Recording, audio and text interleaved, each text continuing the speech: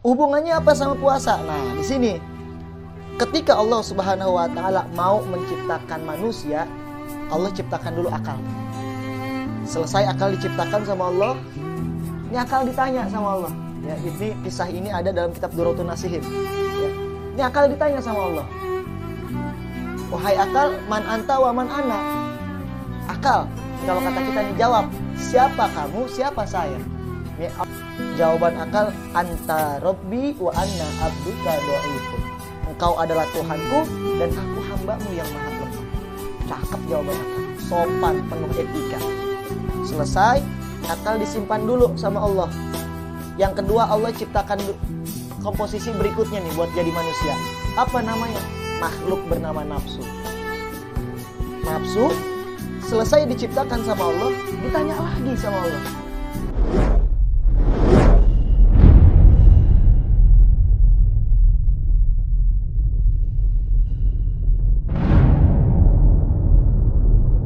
Assalamualaikum warahmatullahi wabarakatuh.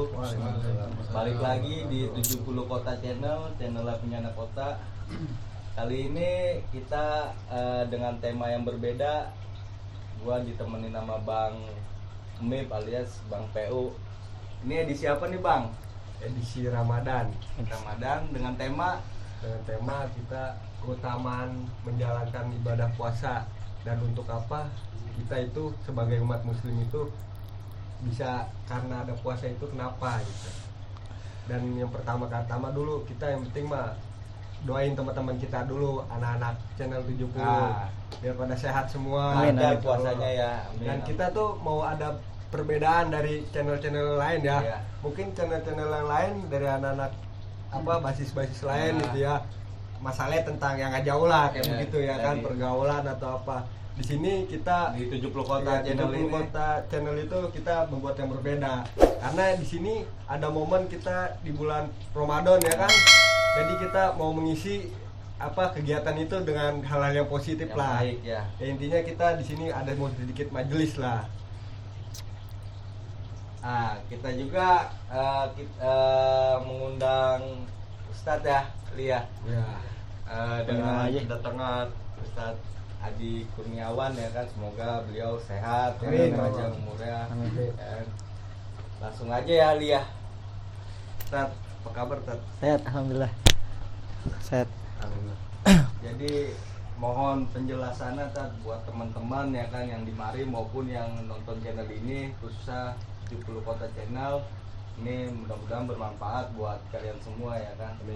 Saya mau membahas kenapa kita harus berpuasa. Apa ya. Gitu Ustadz ya? Gak usah manggil Ustadz deh, malu. Mohon dijelasin Pak Ustadz. Ya, bismillahirrahmanirrahim. Assalamualaikum warahmatullahi wabarakatuh. Kita sambil ngobrol aja ya. Iya. Bismillah, alhamdulillah, wassalatu wassalamu ala rasulillah Sayyidina Muhammad ibn Abdillah wa ala alihi wa sahbihi wa mawalah. La hawla wa la quwata illa billah, amma ba'du. Pertanyaannya tadi, kenapa kita harus berpuasa?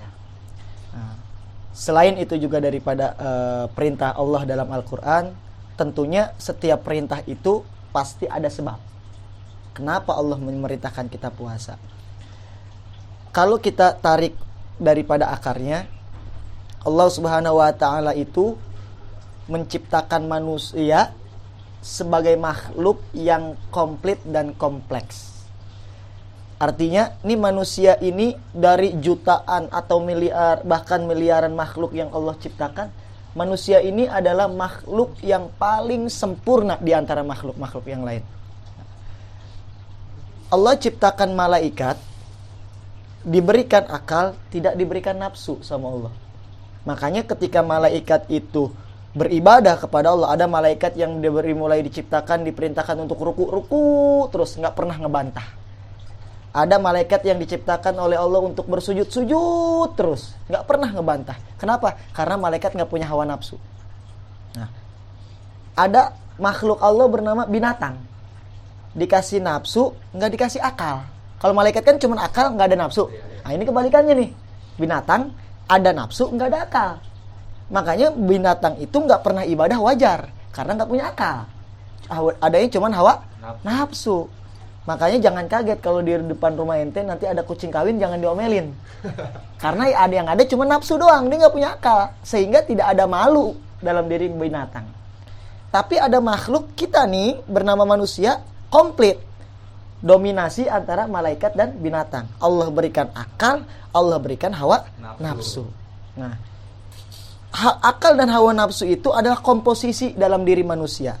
Nah, kita ambil begini aja nih komposisi ya. Ini nih. Ini ada gorengan. Apa sih? Martabak. Nah. Abun. Nyebutin merek. Ini martabak. Yeah. Ente dengan martabak yang kecil kotak kayak gitu yang kelihatannya simple. Ente makan, digigit, masuk tenggorokan, tiba-tiba kenyang di perut ente. Simple kan? Tapi ternyata dalam proses pembuatan martabak ada proses yang panjang. Bener gak? Bener-bener. Nah, martabak itu sebelum kita jadi martabak, diapain dulu? Beli terigu dulu. Terus diolah adonannya. Bener gak? Terus dicampurin bumbu-bumbunya. Daun bawangnya, ada cabenya segala macam. Habis itu digoreng. Ya? Digoreng. Angkat dulu. Main kemek aja. Ente mau makan dari penggorengan. Diangkat, ditirisin, selesai disajiin, dipotong-potong, baru kita makan. Martabak yang kelihatannya begitu simple, ternyata prosesnya panjang. Sama seperti kita, ketika manusia itu mau diciptakan sama Allah, Allah ciptain dulu tuh komposisinya. Komposisi manusia apa? Yang tadi, akal dan hawa nafsu. Nah, hubungannya apa sama puasa? Nah, di sini ketika Allah Subhanahu wa taala mau menciptakan manusia, Allah ciptakan dulu akal tuh. Selesai akal diciptakan sama Allah, ini akal ditanya sama Allah. Ya, ini kisah ini ada dalam kitab Duratun Nasihin. Ya. Ini akal ditanya sama Allah. Wahai akal, man anta wa man ana? Akal, ini kalau kata kita nih jawab, siapa kamu, siapa saya? Ini Allah nanya nih sama akal. Ini Allah bukan berarti Allah kagak tahu, tapi lagi ngetes hambanya. Kan akal itu kan makhluk. Makhluk itu berarti kan hamba. Nah, ini lagi dites nih akal. Man anta wa man ana? Siapa engkau dan siapa aku? Jawaban akal, anta rabbi wa anna abduka do'ifun. Engkau adalah Tuhanku dan aku hambamu yang maha lemah. Cakep jawaban akal. Sopan, penuh etika. Selesai, akal disimpan dulu sama Allah. Yang kedua, Allah ciptakan komposisi berikutnya nih buat jadi manusia. Apa namanya? Makhluk bernama nafsu. Nah, nafsu selesai diciptakan sama Allah, ditanya lagi sama Allah dengan pertanyaan yang sama. Apa yang Allah tanya dengan kepada si akal. Nah, apa pertanyaan Allah? Man anta wa man ana?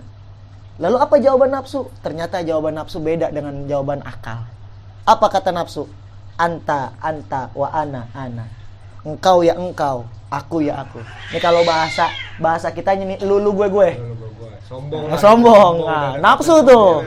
Nah, nafsu. Jadi kesombongan itu datang dari nafsu. Nah, sekarang ada mau nanya nih sama ente nih. Kan ini lebih mudah nih dari ente nih, ya kan? Nah, ditanya nih, yuk, lu sebenarnya siapa gue sih? Lu gue. Nah, kita ini sebenarnya siapa sih? Lu gue. Masing-masing kita. Kira-kira kita tersinggung nggak? Kesinggung lah. Orang tua nanya dengan orang yang lebih muda, jawabannya kurang ajar. Kesinggung. Apalagi Allah. Allah kesinggung bukan karena Allah itu punya nafsu, bukan. Tapi karena penghambaan seorang makhluk yang kurang ajar dengan Tuhannya gitu. Akhirnya fa'adzabaha binnari jahannam, dikatakan di kitab itu. Maka diazablah nafsu di neraka jahanam mi'atas sana. 100 tahun. Nafsu dimasukin ke dalam neraka, dibakar, direndam 100 tahun. Coba bayangin tuh, ya. Ente bayangin. Bayangin tuh, ya. Kita hidup belum ada 100 tahun.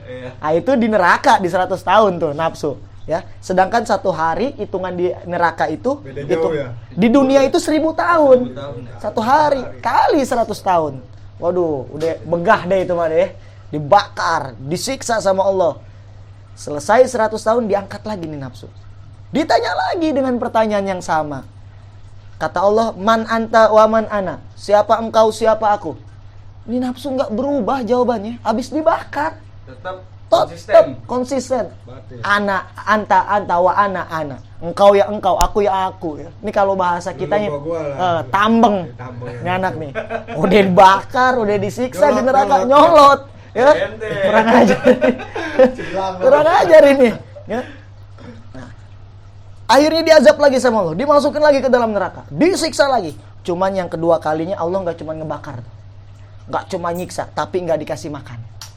Dibikin kelaparan di dalam neraka, dibikin kehausan di dalam neraka, dipanasin di dalam neraka. Nah, begitu selesai dikasih kelaparan, nggak dikasih makan sama Allah di neraka, nggak dikasih minum sama Allah di neraka, disiksa, dibikin lapar, dibikin haus, diangkat nafsu. Selesai dalam keadaan lapar, dalam keadaan haus, ini nafsu ditanya dengan pertanyaan yang sama.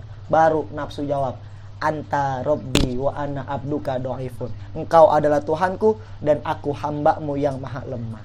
Nah, di sini kita nih dikasih isyarat nih. Ini nafsu ini baru nyerah.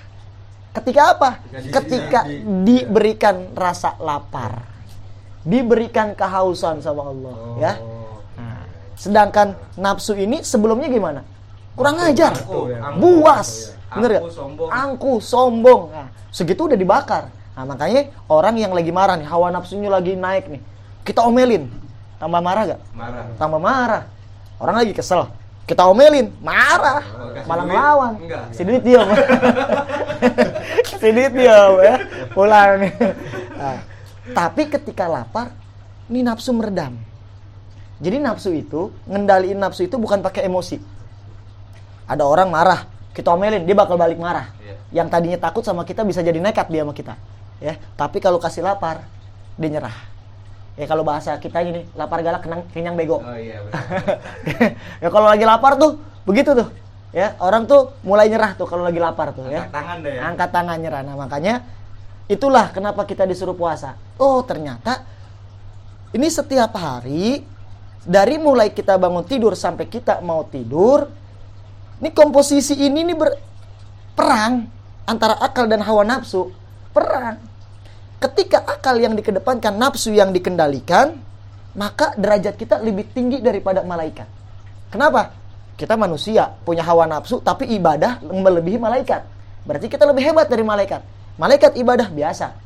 Manusia ibadah luar biasa. Berarti dia bisa mengendalikan hawa nafsu. Tapi ketika manusia mereka bermaksiat kepada Allah, dia lebih hina daripada binatang. Kenapa? Binatang bermaksiat wajar, dia nggak punya akal. Tapi manusia punya akal, dia masih bermaksiat. Kata Allah dalam Quran, ulaika kal an'am. Orang tersebut seperti binatang. Balhum adol, bahkan lebih hina daripada binatang. Kenapa? Dia dikasih akal tapi dia masih bermaksiat.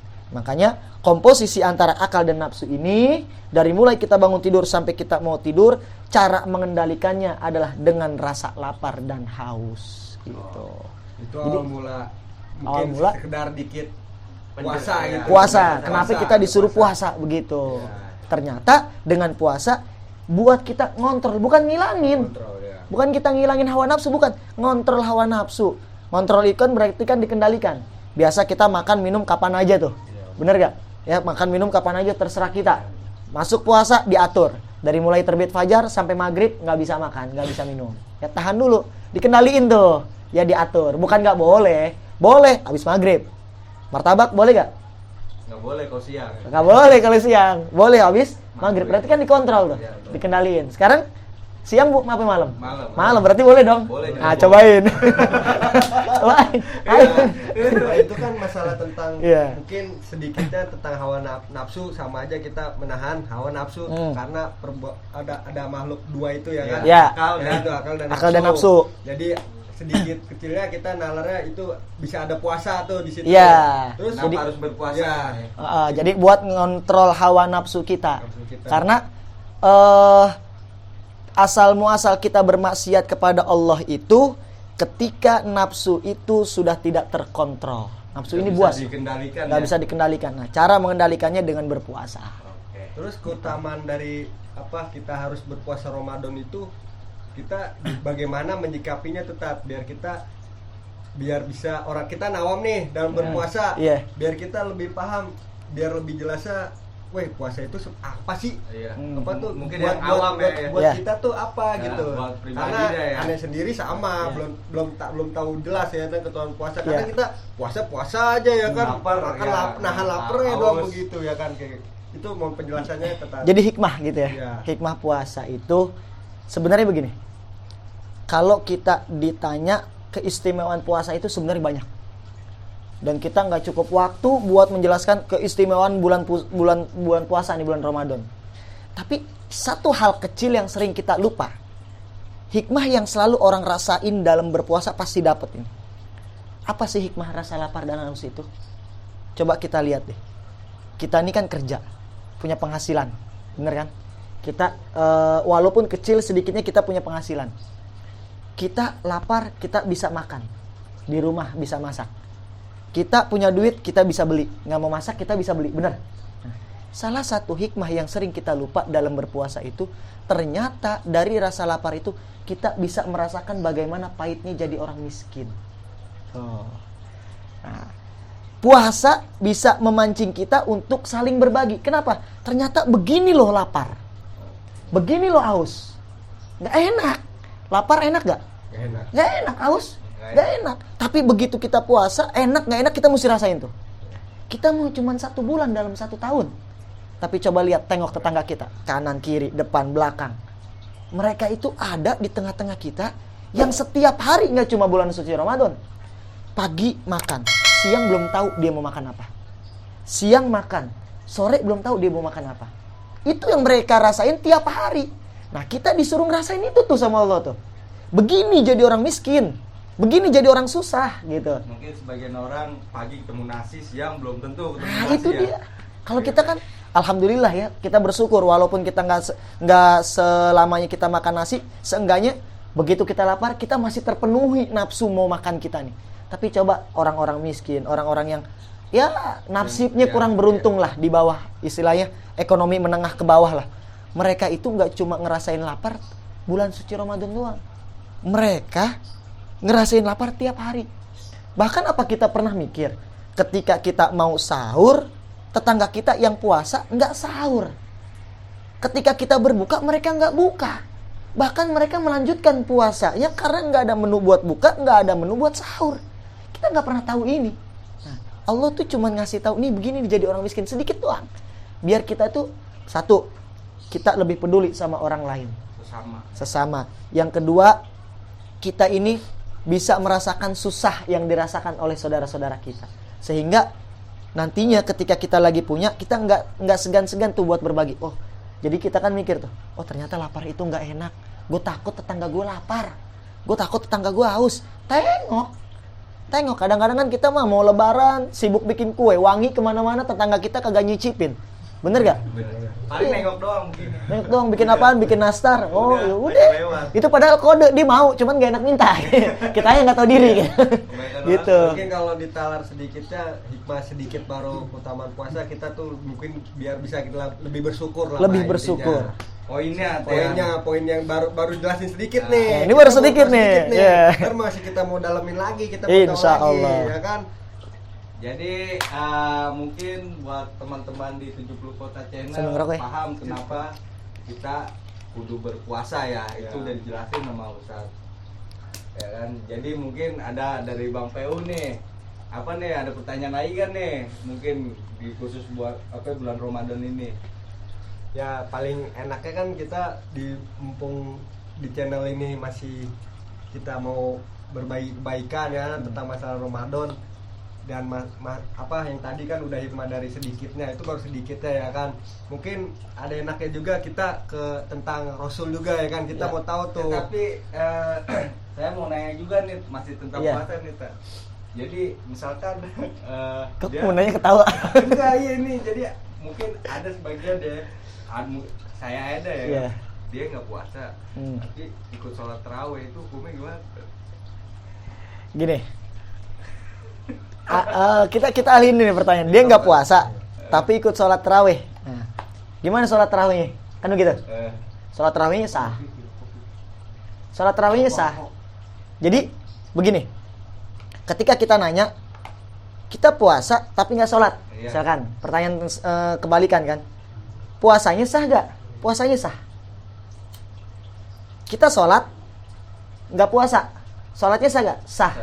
Tapi ada kaidah yang mengatakan yahrumu min haitsu ghair la min haitsu huwa. haram dari arah yang lain, bukan haram dari arah situ. Maksudnya bagaimana? Kayak tadi pertanyaannya. Orang taraweh nggak puasa, tarawehnya sah nggak? Selama dia sholat tarawehnya memenuhi syarat dan rukunnya, tarawehnya sah. Tarawehnya sah. Tapi dia dosa karena tidak berpuasa. Dosa besar, bukan dosa biasa ini. Dosanya maksiat besar. Nah, cuma kalau pertanyaannya nih, kalau pertanyaan sah atau kagak tarawehnya? Sah. Selama rukun, syarat, dan macam-macam yang menjadi syarat ketentuan sholatnya itu dilaksanakan, sah. Tapi permasalahannya ketika ditanya diterima atau kagak. Wallahu a'lam. Ketika ibadah satu dengan ibadah yang lain, ibadah satu tidak ditutupi dengan ibadah yang lain, maka ibadah yang ini bisa rusak. Contoh, puasa nggak sholat, puasanya sah nggak? Puasanya sah. Dia nggak sholat 5 waktu, dia dosa nggak sholatnya, tapi puasanya belum tentu diterima. Jadi sah itu belum tentu diterima. Nah, tapi kalau diterima, udah pasti sah. Makanya kalau ditanya, sah gak nih ibadahnya? Kita bisa jawab. Sah gak tarawih? Kita bisa jawab sah atau tidak. Karena kita bisa ngelihat rukun dan syaratnya. Sah gak puasanya? Kita bisa jawab sah atau tidaknya. Karena kita bisa melihat dari tata cara berpuasa. Tapi kalau ditanya diterima atau tidak, itu urusan Allah. Hanya Allah yang tahu ya. Hanya Allah gitu. Ya intinya mah kalau kita berbuat maksiat udah pasti Allah catat. Tapi kalau kita berbuat yang baik itu belum tentu Allah terima. Betul. Belum tentu diterima karena ibadah itu ada ilmunya, ada ketentuan, ada tata caranya, gitu. Ada prosedur lah, gitu. Jadi intinya jangan berbangga diri kalau kita udah banyak buat baik tuh baik. Nah, benar. Iya, kita banyak sodako tapi kagak sholat 5 waktu, gitu kan? Ahli sodako pemegang kunci surga. Iya. Puasa itu wajib ya teteh. Wajib. Nah, Ayat harus jelas. dibarengin sholat juga ya, jangan hanya rebah bangun maghrib begitu. Iya. Puasa, imsak, tidur, bangun menjelang maghrib. Jangankan 1 bulan, 2 tahun gua kuat. Itu latihan mati teteh. Itu latihan mati namanya. Itu ada tuh teman kita namanya Bung Kentung. Ya kan habis subuh tidur. Nah itu Tidur Senin bangun Selasa gitu. ya itu udah ya, mungkin itu Ya. pembahasan dari Bayu udah ditanya seperti itu. Ya saya mau nanya tentang masalah Ramadan itu kan, karena Ya. di Ramadan itu kan kita tahu apa, kita taunya, woi Ramadan nih, Ramadan kita kalau kata ulama kan kita taunya ulama ya kan, bukan dari Rasul. Betul. Kalau kata ulama nih puasa nih 30 hari kita jangan makan, jangan minum ya kan. Udah gitu kita mau tahu Ramadan itu bisa awal ada bulan Ramadan itu Allah itu ngasih ke Rasul itu seperti apa gitu, perjalanannya itu gitu. Jadi kita mau tahu aja gitu Ramadan itu, jadi ya biar kita bisa inilah berpikir lagi gitu. Ya. Jadi sepanjang hidup Nabi itu, ketika Nabi diangkat mulai diangkat jadi Rasul di usia 40 tahun sampai wafatnya 63 tahun, Rasul itu menemui bulan suci Ramadan itu 9 kali Ramadan. Berarti 9 tahun sebelum Rasul wafat, Ramadan itu diperintahkan. Maksudnya Ramadan itu diperintahkan untuk puasa. Gitu. Nah, ayatnya sering kita dengar kan, ya ayyuhalladzina amanu kutiba alaikumusiyam kama kutiba alal ladzina min qablikum la'allakum tattaqun. Nah, jadi perintah puasa itu Allah berikan kepada umat Nabi Muhammad SAW dengan ketentuan-ketentuan puasa sesuai syariat yang dibawa oleh baginda Nabi. Tapi kalau bicara puasa sebenarnya nabi-nabi terdahulu pun sama. Mereka ada perintah puasa juga. Akan tetapi syariatnya yang berbeda. Ada yang puasa seperti Nabi Daud. Nabi Daud kan sebelum Nabi Muhammad SAW. Sehari puasa, sehari enggak. Sehari puasa, sehari enggak gitu. Nabi Musa dulu puasa. Beliau itu puasa 40 hari 40 malam. Ya. Nah, ketika ketemu dengan Nabi Muhammad SAW, beliau juga diperintahkan puasa, yakni di bulan Ramadan dengan ketentuan-ketentuannya dari mulai terbit fajar sampai tenggelamnya matahari. Sebenarnya inti daripada isinya sama. Dari mulai Nabi Adam sampai Nabi Muhammad SAW sama, semua pernah berpuasa, diperintahkan puasa. Cuma syariatnya doang yang beda. Nah, hikmahnya, tujuannya sama, untuk mengendalikan hawa nafsu dari yang tadi diceritakan itu. Nah, itu ketika akal dan nafsu diciptakan kan, manusia belum ada. Jadi memang cikal bakal diciptakan manusia, kenapa suruh puasa? Karena ketika Allah menciptakan akal dan nafsu itu seperti itu, gitu, untuk mengendalikan hawa nafsu, gitu kira-kira. Oke. Jadi ya semoga teman-teman 70 channel apa namanya apa li Ya bisa lebih Bisa inilah apa mengendalikan ya, deh mengendalikan hawa nafsu dia. Iya, karena di bulan Ramadan ini beda dari bulan-bulan lain ya. Beda banget. Beda banget. Kayak Mbe sama kuda. Karena mudah-mudahan kita intinya mah 70 channel ini minta jadi keberkahannya lah. Bukan kita tuh bukan kayak channel-channel yang mau yang apa gitu yang tentang mau salah tawuran mulu ya kan, bosen lah. Kita Iya. mungkin dari ambil bedanya karena ini momennya yang lagi pas buat kita. Buat kita saling belajar deh ya. Belajar. Jadi bisa kita tanya-tanya narasumber lagi ya kan, buat lebih dalamnya seperti apa. Tapi kalau enaknya sih mau tahu tentang sejarah Nabi gitu. Oke, sedikit jadi ya temanya nih udah nih, semoga paham buat kenapa kita harus berpuasa kan udah dijelasin sama Pak Ustadz. Dan sekarang apa nih temanya? Tema tentang sahabat Nabi Sahabat lah. Nabi. Bukan sahabat Nabi sih, intinya perjalanan Nabi dan para sahabat.